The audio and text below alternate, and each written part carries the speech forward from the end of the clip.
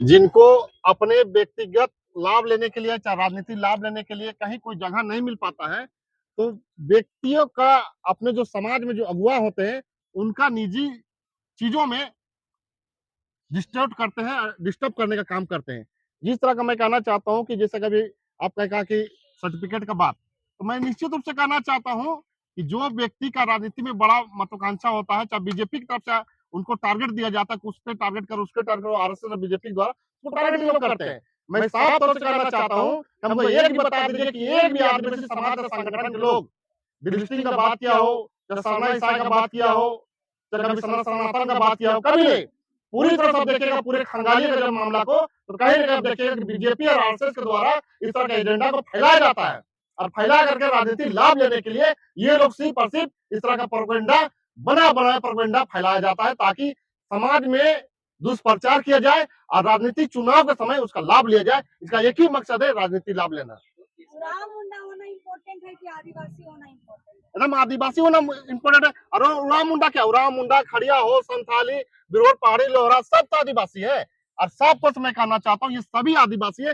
सिर्फ और सिर्फ उराव और मुंडा के यहाँ पर रांची आसपास का संख्या ज्यादा है, इसलिए सिर्फ यहाँ पर उराव और मुंडा करते हैं। अब संथाल में जाइएगा तो संथाली और दूसरे समाज के लोगों के साथ लड़ाने का काम करते हैं। तो ये इस तरह का ये लोग का मनसा जो है, गलत तरह का जो मनसा है, ये कभी हम लोग पूरा नहीं होने देंगे। और हम लोग एक साथ किसी भी पर्व त्योहार, हम लोग हिंदू का भी त्योहार में जाते हैं, मुसलमान का भी त्योहार जाते हैं, क्रिश्चियन का भी त्योहार जाते हैं, लेकिन अपना परंपरा को हम लोग जरूर मानते हैं। और किसी का भी पर्व त्योहार का, किसी के जाति धर्म का हम लोग टीका टिप्पणी नहीं करते, क्योंकि हम लोग को एक साथ रहना है, एक साथ विकास करना है, और एक साथ आगे बढ़ करके झारखंड का विकास करना है। इसलिए मैं साफ तौर से कहना चाहता हूँ, इस तरह का जो अलगन बयान देती है, अब हम लोग टीम बनाएंगे, एक फौज बनाएंगे, एक पुरुष टीम और महिला टीम। अगर महिला कोई गलत करती है, इस महिला को जाकर महिला पीटने का भी काम करेंगे।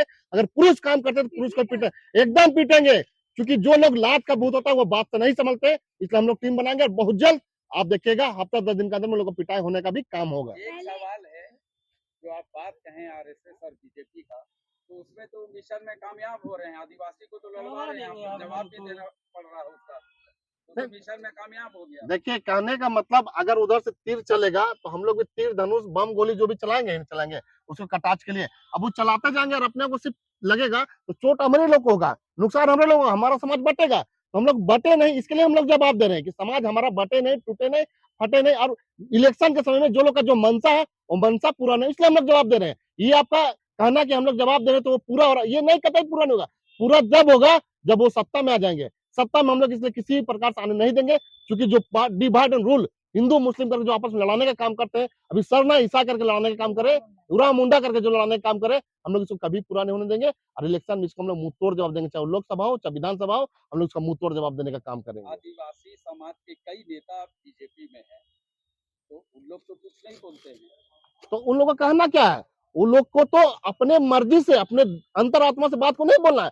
जब तक दिल्ली से उसको कोई आदेश नहीं आएगा आला कमान का, तब तक वो कुछ बोलेंगे भी नहीं। अगर कुछ बोलते हैं अपने मन मर्जी से तो शोकॉज हो जाएंगे, अपने पद से इस्तीफा देना पड़ेगा, चाहे अगले वर्ष हो सकता है उसको टिकट ना मिले। इसलिए उनका औकात ही नहीं है कि अपने मन से बोल दे, अपने समाज के प्रति बात को बोल दे, अपनी मन की बात को बोल दे। कभी बोल ही नहीं सकते, जब तक आला कमान का आदेश नहीं आएगा तब तक एक साथ भी चाय से चूई नहीं बोलेंगे। निशा उरांव जयपाल सिंह मुंडा के निजी जीवन पर फेसबुक में लिख रही हैं, फेसबुक जैसे खुले मंच पर लिख रही हैं, क्या कहिएगा? क्या इतने बड़े महापुरुष के बारे, निजी जीवन के बारे में बोलना सही है? देखिए, ये जो दोनों बाप बेटी है जो मलाई खा रही हैं, बाप तो कांग्रेस का मलाई खा रहा है, बुढ़ा हो गए, अब बेटी अब बीजेपी का मलाई खाने के लिए और चल पड़ी है। इसीलिए बीजेपी की इशारा से उनके आदेश अनुसार काम कर रही है। और हो सकता है कि हम लोग अभी वो बोलने का अगर किसी को आदेश कर दे, निशा उरांव जी को, कि अजय त्री के बारे में बोलिए, ज्योत्सना के बारे में बोलिए, तो वो बोलेंगे। क्योंकि उन लोग आदेश का पालक है। पालक हम लोग किसको कहते हैं? पट्टा हम लोग किसको बांधते हैं? पट्टा घर में खुटते किसको कहते हैं? डोगी को कहते हैं।